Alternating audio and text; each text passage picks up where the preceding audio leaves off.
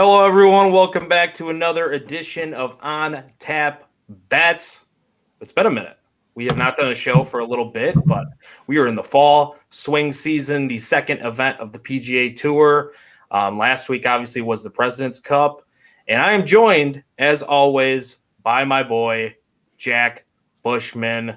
Last week, like I said, there was the President's Cup, but this week we are breaking down the Sanderson Farms Championship. Jack, how are you doing, my friend?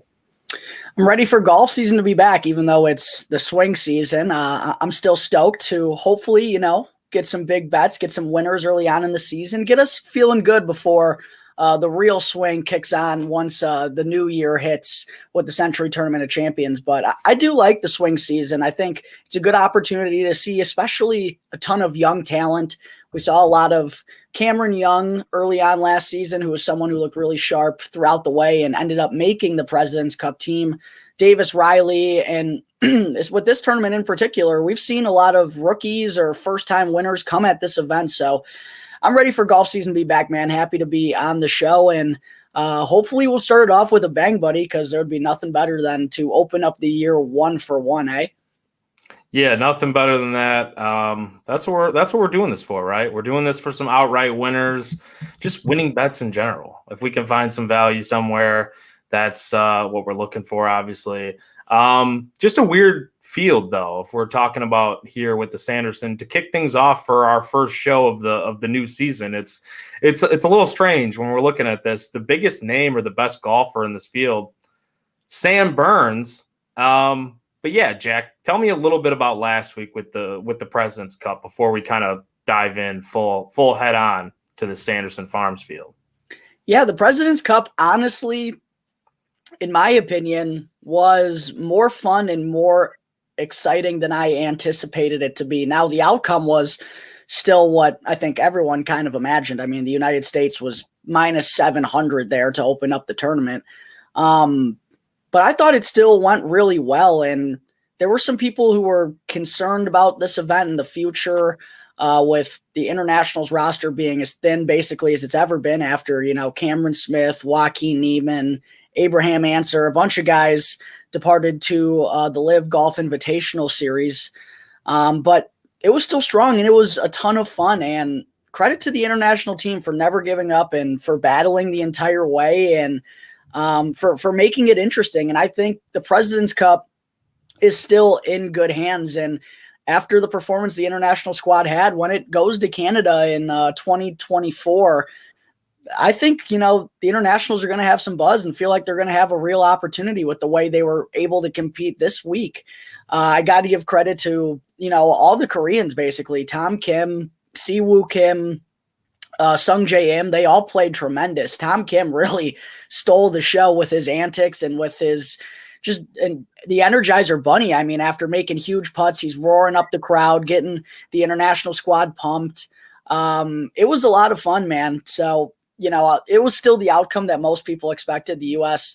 was in control for most of the President's Cup. That there was a little gap on Sunday where it was like, oh, well, maybe if the internationals get really hot and they kind of had momentum on their side, maybe they have a chance to tie it or something. But the U.S. roster was just way too deep for them realistically to come out on top. But I'll give them a ton of credit for their heart. And again, I think the President's Cup, despite the troubles of what their roster could look like in the future, I still think this event is in a good place and was, again, more exciting than I thought it was originally going to be. So I thought it was a good week all in all. The U.S. gets the dub.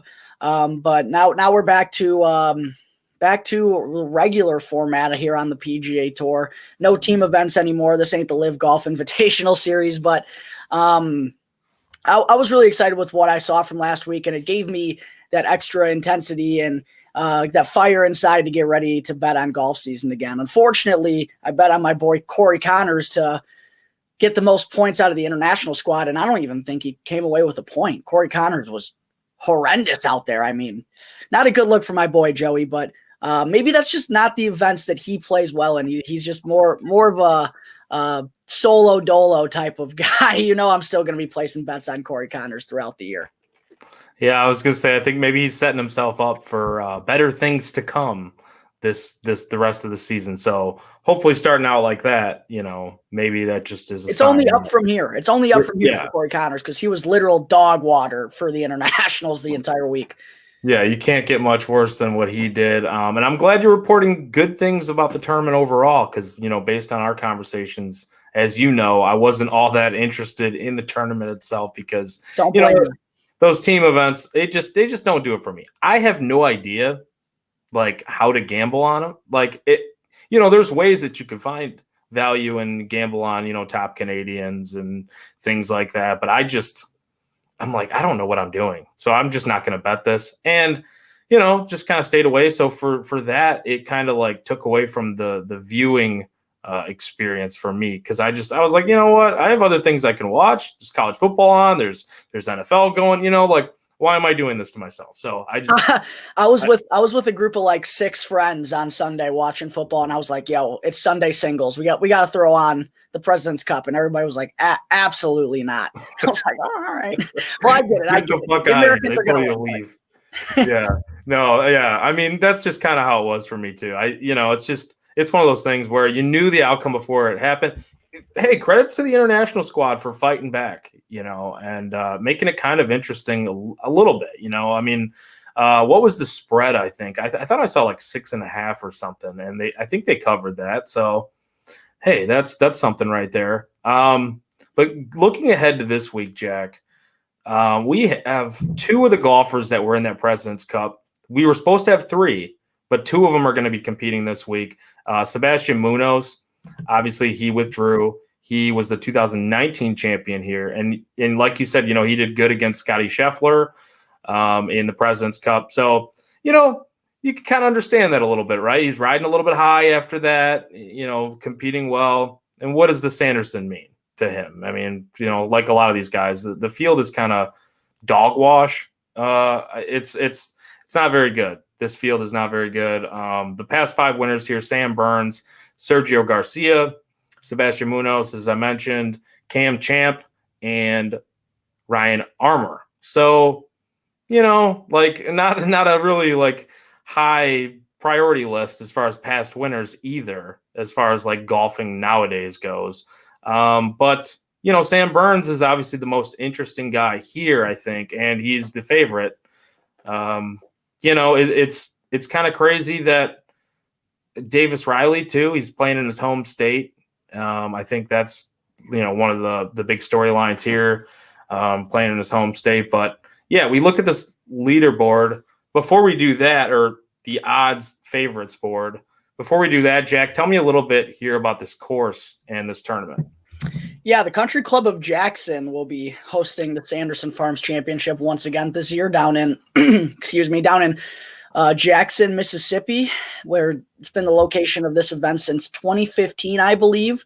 This tournament's kind of bounced around all over the place. It was in Madison prior to that under a different name, but now it's found its home all the way down in Jackson. Yeah, you've kind of mentioned with this event being in the fall swing, it's never really had the deepest field, and that's why you tend to see some of those, I don't want to say more unknown names, but not household names in the game of golf come away with victories. And that's why, some young guys have had success here too. Some up and comers like, a Cam Champ who might not be the most consistent guy, but we've seen him win tournaments like this, someone who can actually win on the PGA Tour. Sam Burns won here last year and way to a mammoth breakout season for him that led him onto the President's Cup team.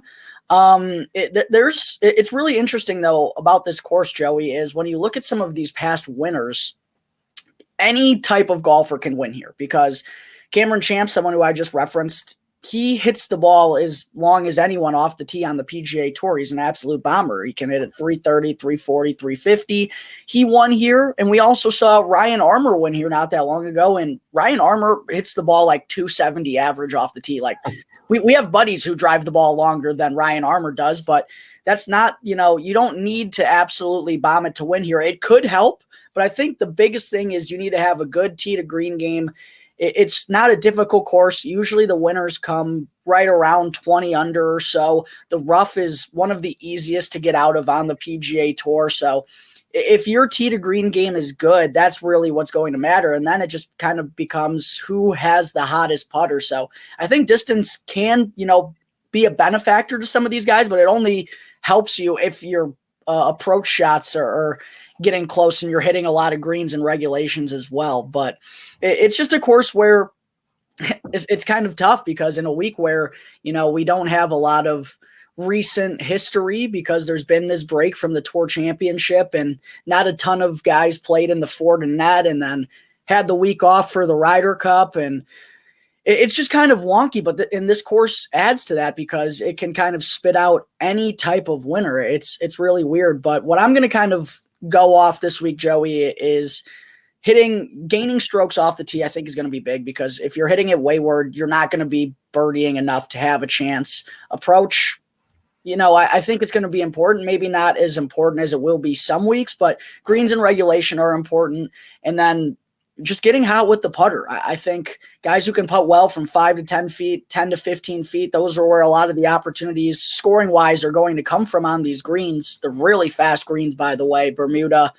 I think that combination is where I'm going to go. Someone who I know is capable of going 5-6 under each and every day.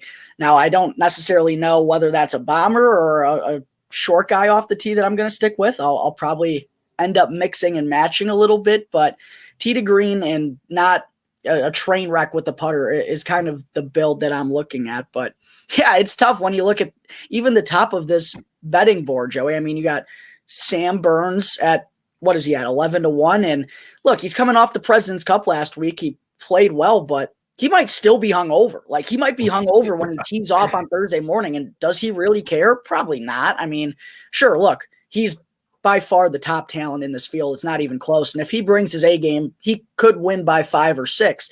But the chances of that happening just a couple days after the Ryder Cup, I mean, we were seeing tweets from Max Homa and Justin Thomas talking about how unwell they were waking up on Monday and Tuesday morning. So I don't know if I have any confidence in Sam Burns after that type of celebration. And then looking after that, it's kind of like, oh, I mean, it's really gross at the top of the board. What are your thoughts kind of on the guys from Sam Burns spanning on down to, we'll call it 30-1 with Scott Stallings, Scott's Big Papa Pump, Scott Stallings?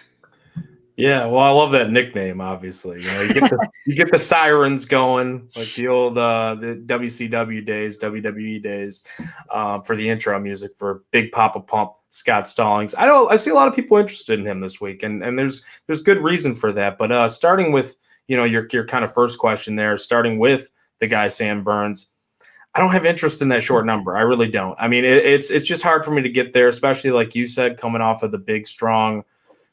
Just the week that was, I guess, with the President's Cup, and then drinking, partying, whatever they're doing, maybe still hungover at this point, not really caring.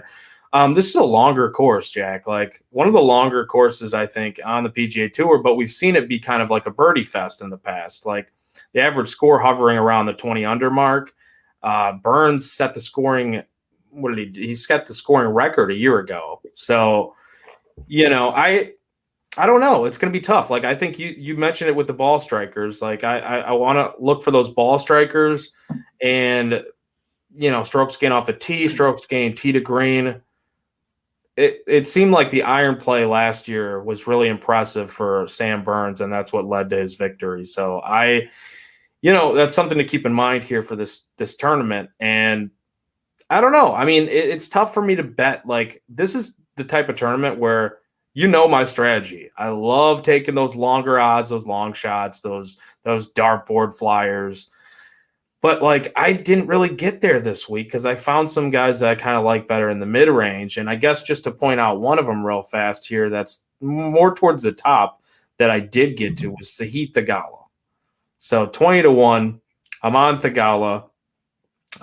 He opened the season by finishing 6th at the Fortinet just a couple weeks ago, which was his third top 15 in his last 4 events. Last year here at Sanderson, finished T8, but held his share of the lead after every round. So I'm thinking, Theegala's he makes a lot of sense here, Jack. What do you think here with these 30-1 guys and below, or any thoughts on Theegala?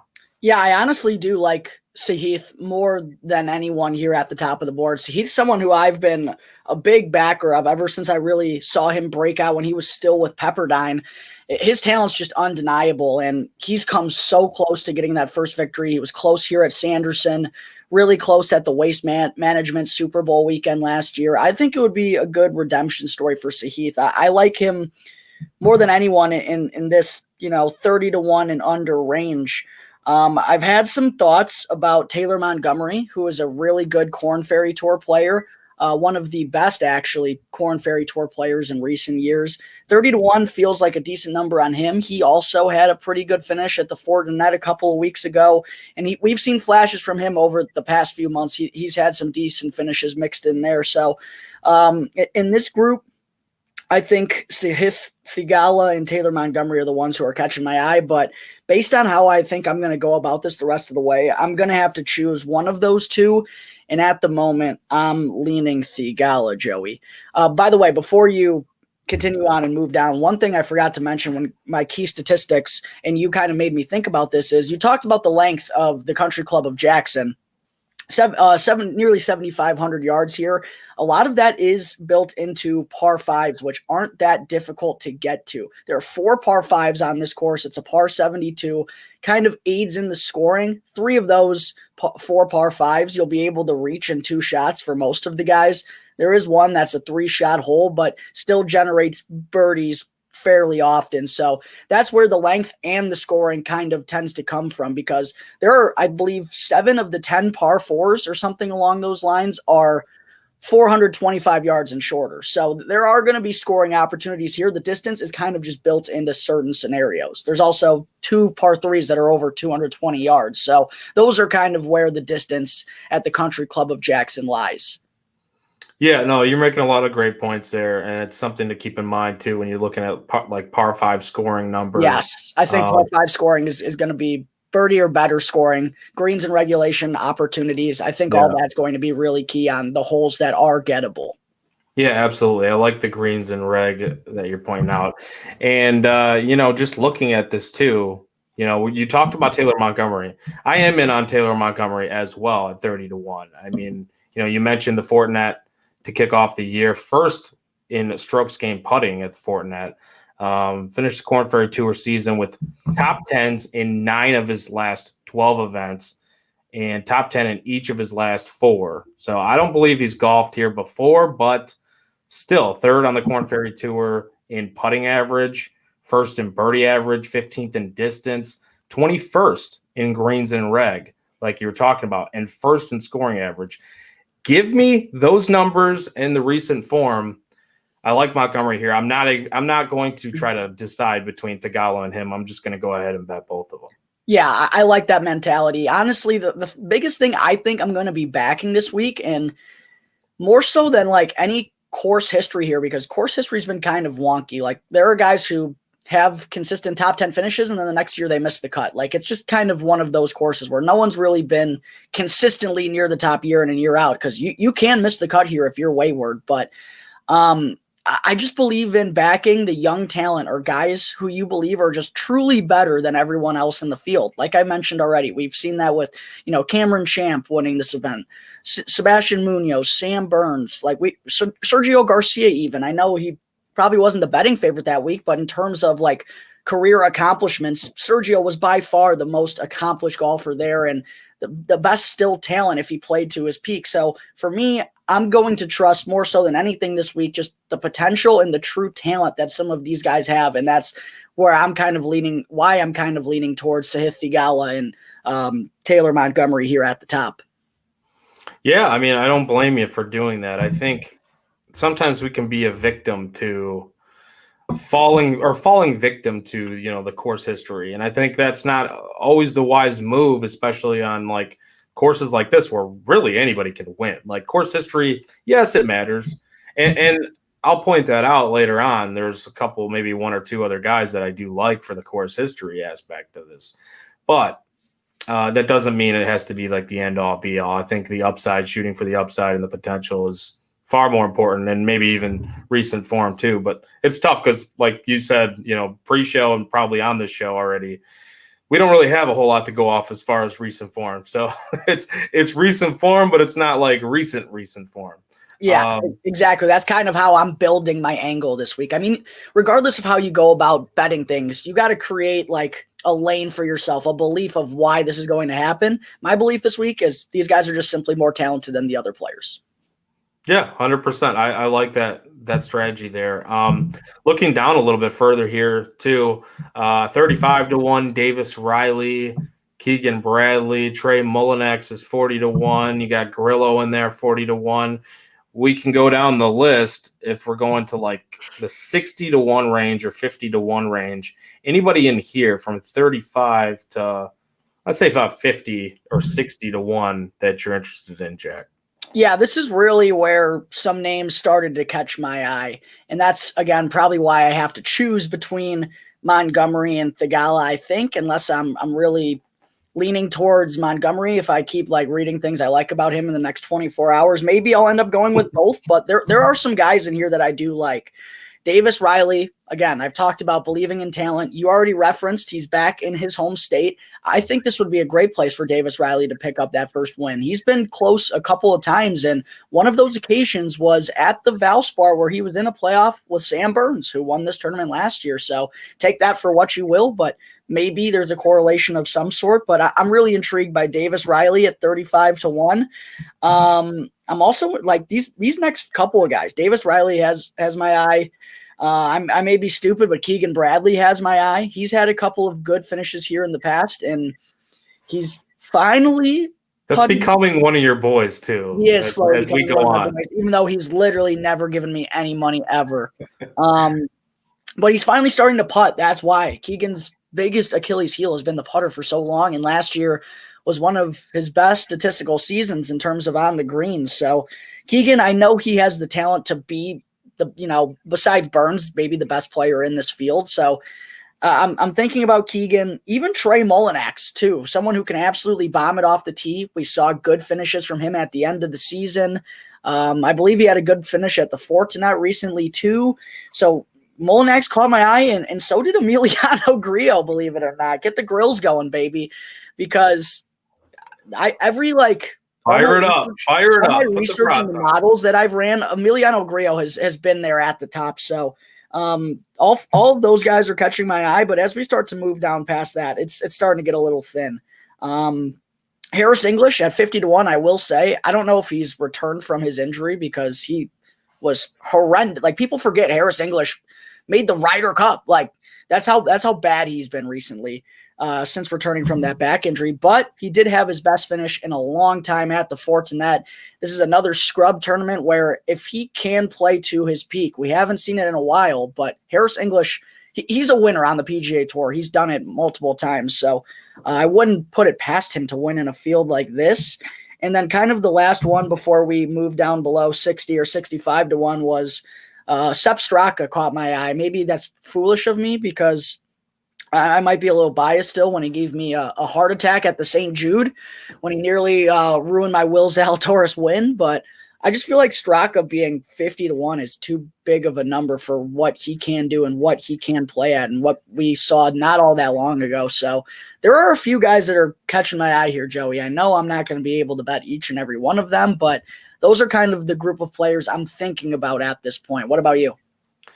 Well, I want to mention a couple of the guys that you mentioned while you were going down that list there. But first, with Sepp Straka, something I just thought about while you were talking about him. Do you think that there's like a little bit of a chip on his shoulder after coming so close against Zalatoris? Or is it like a little bit of a, maybe he's a little bit overthinking now and kind of like disheartened a little bit after that? I don't know. I'm trying to, and getting your heads inside of a golfer's mind, it's like impossible to do, but like I'm just trying to think about how this is playing out for Sepp Straka right now.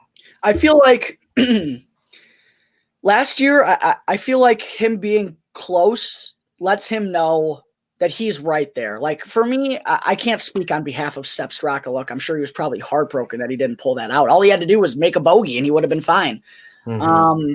Obviously didn't go his way, but we saw him win a really good Honda Classic, like a good field there. He knows that he has the capabilities to be out here with the best and to beat the best. And he's been so close a couple of different times too. So, I mean, like I said, it could go any different way, but I'd imagine that if anything, it tells Sepp that he's right on the cusp and is closer to achieving more wins here in his future. Yeah, no, that's a good point. And I mean, he's Just definitely, he's on the cusp though. Like, and like you said, it's not like he hasn't won before. So, I mean, this is a tournament that he can absolutely take down. I could see it. Yeah, I want to go back to, like you said, the hometown guy, Davis Riley. I am in on him. Missed the cut last week. I'm expecting a little bit of a bounce back here from him. He's just a really good all-around golfer from what we've seen. Good ball striker. Being in his hometown, it's not like he's done great here. I mean, this will be his fourth straight time here.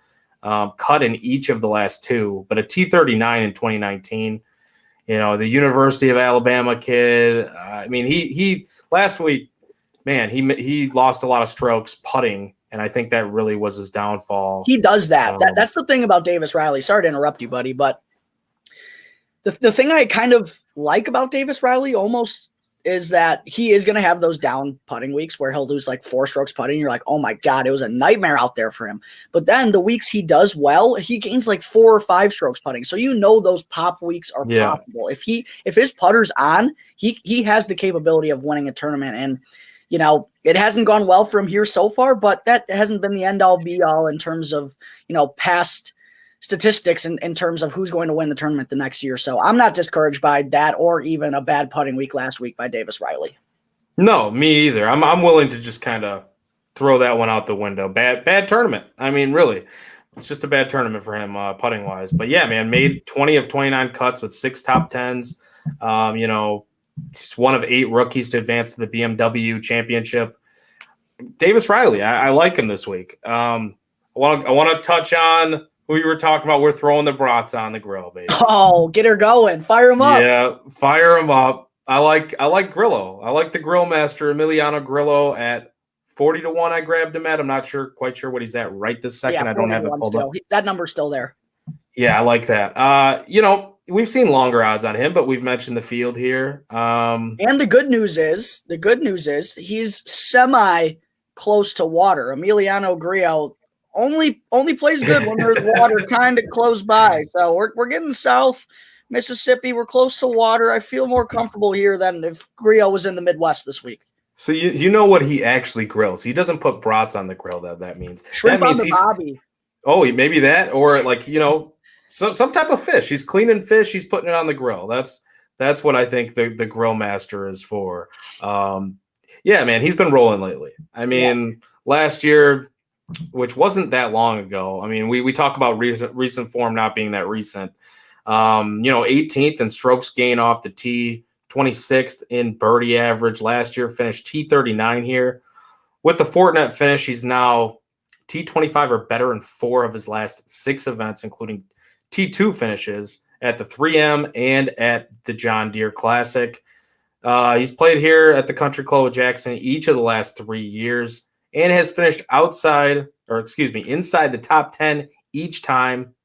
Put the brats on, put the fish on, little shrimp on the skewers, whatever you want to do. I think we're grilling this week, Jack. Yeah, sounds right. And dude, all of a sudden, I mean, since he had those 2 second place finishes late last summer, the putter, he could putt. Yeah. He could putt. It's happening. We got to catch him while he's in that swing because he's bound to lose it at some point. He always does. But if he putts well this week, I'll tell you what, Emiliano Grillo has a chance. And I don't trust him on like some of those major events, obviously. You know what I mean? But we want him in the scrubbies. We want him in the scrubbies. The scrub events, he can absolutely take advantage of this field and get the putter hot. And like it's been, like you said, I mean, that's been the most impressive part about his game, I think, here lately. So I do like Grillo. Moving down the board here, Jack, we kind of, what do we stop at? 50 to 1? Is that where we stopped? I think. Or yeah, 50 to 1. Last I said was Straka. We can start at 60.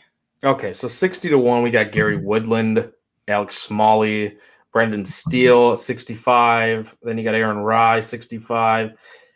I don't know if you want to This go is down really, all this these is just really names. where it goes downhill. It just goes downhill in a hurry here. We did miss one that I got a better number at, though. So I don't know if you want me to bring him up Hit right it. now. Let me hear it. He's 50-1 on DK, but I did grab him at a better number. I believe it was 65-1, and he might still be available on a certain book.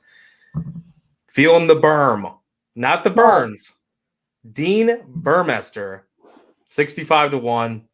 His dad, a professional cricket player. Apparently, I don't know, random stats and facts. We got to throw that out there. It has nothing to do with this tournament, but apparently he was going to take the kids to Chuck E. Cheese for some fun and a little celebration after earning his PGA Tour card from the Corn Ferry Tour finals.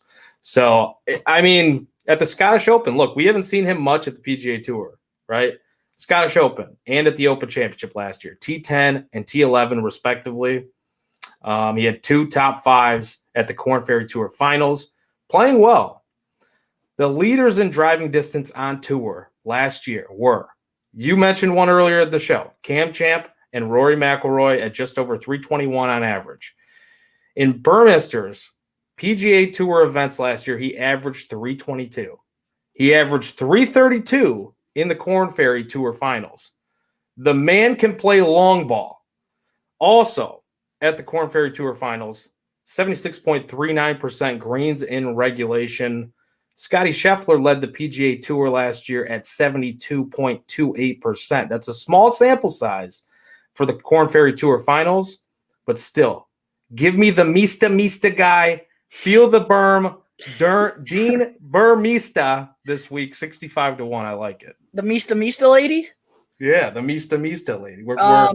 I admittedly don't know a ton about Burmeister, but I know that he can absolutely nuke it off the tee. That's like his bread and butter. Like of my research shows and all my research that I do, I know he can cook it. And look, I mentioned if you can hit greens in regulation, which was a great additional stat that you referenced, that can really be an asset on a course like this. Like, and even if you're not hitting fairways, the rough is like 2 inches thick. Like you're good. Like one of the easiest roughs to get out of on the PGA Tour.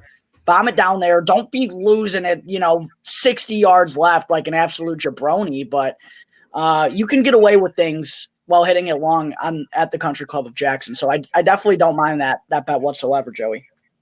It would be a surprise, I think, to a lot of people to see him win. But I think there's a reason why, like, that his odds are where they are. You know what I mean? Like, it's. I think a lot of people would look at him and say he should be like 100-1 type of guy, and I don't know. I sometimes I feel like bookmakers, not sometimes, it's all the time. They place guys in position where they feel like they should be priced or where they feel like the betting market is driving them. And maybe there's some sharp money coming in on him. I'm not quite sure. I can't say that for sure. But I just feel like that could be a case here. And like you said, we were on the same page from the jump of the show when you started talking about the course and greens and regulation, because that was something I was absolutely looking at for this course. And so that's one of the reasons why I do really like him. Any other thoughts here, Jack, before we kind of look at like some 100-1 and up, like the Bombers, any of these other guys in this range? I don't really have much. No, dude, it's really thin. I mean, I could couple of guys after 61 that caught my eye solely because of their number. Because honestly, if you've been playing well recently, or if like you're a guy, you're not going to be 80-1 here. That's just, kind of how it's going to be. Russell Knox at 80-1 is someone who kind of catches my eye. I don't know if this is the course that suits well for his game, but I know in bigger fields he's put together some better results. So that could just be an interesting flyer. Justin Lower actually is someone whose putting statistics has come up recently, someone who putts really well apparently on lightning fast Bermuda greens. So him at 80-1 was another guy who caught my eye. The Todd father, Brendan Todd, maybe. I mean, if he hits the ball 270 yards off the tee, genuinely one of the shortest, and if there's a place for him to have a chance, it's here. And what can he do well? Kind of just keep moving it forward, not make a whole lot of mistakes, and putt really well. So I don't think it would be crazy to see Brendan Todd compete. I don't know if winning's in the deck of cards for him. Wouldn't shock me. No, it wouldn't shock me. He's got more talent than guys that are in this range. Luke List at 80-1. I mean, honestly, probably not, because you have to putt to win here, and he just can't do that to save his life. But 80-1, Luke List, I don't know. His around the green game actually has been trash, so I'm not even going to consider him. But other than that, dude, it gets really bad, like 80, 100 to 1. Not many guys are catching my eye. I know you said you got a surprise or a flyer or two. You can hit me with that now because there's not much here. Maybe Hayden Buckley at 130 to 1. He finished fourth here last year, had some decent finishes in weaker events. Like, I don't know. Yeah, I'm not going to get much action from down here this week, even though theoretically this is kind of a tournament where these guys have the better chance. I just don't feel confident in these types of guys' game whatsoever. That's what makes this tournament so weird. We talked about this pre-show. I talked about how, my strategy. I don't need to keep saying that. I like going for the longer odds. I usually start my cards at like 30 to 1. Like I don't go any higher than that or any lower than that. But this tournament in particular is like a tournament you would really feel comfortable with taking the guys with the longer odds because you would think they just have such a better chance. And then I'm looking at it and I'm like, man, I don't know. Like what is down here? Like I don't know what I'm literally just playing like hot potato and which one are musical chairs and then which one is it going to fall on? I don't know which one to go with. So I did find one though. And you said, hit me with the shocker. I don't know if it's a shocker. I actually thought the Burmester one would have been more of like maybe the shocker because of the range he was in, the price range. But Henrik Norlander, 130 to 1 on DK. Recently, he's played pretty good golf in the Korn Ferry Tour Finals. I'm liking some of these Korn Ferry guys. I don't know, what it is about it this week, but fairly accurate driver. Last year, he was 43rd overall in greens and reg percent, 25th the year before that. The course history and tournament history here is what stands out. Back-to-back T4s. Missed the cut in 2019, but T39, top 40, obviously, in 2015. The only reason I don't really want to bet on him, Jack, is because he follows the Detroit Red Wings. Oh, really? No. Really? The Red Wings? Really? How do we back this guy? I don't know, but I somehow bet on him. Oh, that's a tough scene for our boy Henrik Norlander. I mean, I don't mind it. I do believe in Henrik Norlander's upside. I bet on him a few times last year. I believe it was in the Florida swing. I think we both were on him at one point. Yeah, I mean, down here, look, Henrik Norlander is in a group with Adam Schenk, Rory Sabatini, Zachang dude. I don't know who some of these guys are. Like, Henrik Norlander can actually play golf. So, yeah, I mean, I don't mind that as a flyer. I don't know if I would take him to win, but he does have some history here. So, yeah, man. I mean, you got to make your own path when we're going down this far. I don't like any of these guys literally at all. I think most of my card, if not all, is going to come between that 20 to 60 to 1 range. If I'm being honest. Yeah, same. It's the 20 to 60 to 5 range for me too, and that's pretty much where we spent most of the time because I feel like that is the most important part of this tournament, the just juicier options, to be honest. But Norlander, yeah, I don't really feel great about him winning this tournament, but I do like him for a top 40. And that's kind of what I put a half unit on him, plus 175 I found him at for the top 40. So, the track record, that's where I think the course history can come into play. Like the upside's there a little bit too with Norlander, but I don't feel super great about it. And I do also have another top 40, Jack. Do you have any top 40s right as of right now? We might do a show tomorrow, so maybe we'll have some more things finalized by then. But as of now, is there anything that you kind of stands out? Yeah, I haven't even looked at that type of stuff. I don't even have a bet in as of this point. I really wanted to talk with you and kind of see how you were attacking it. I was pretty happy to hear that we're on the same page for a lot of these guys.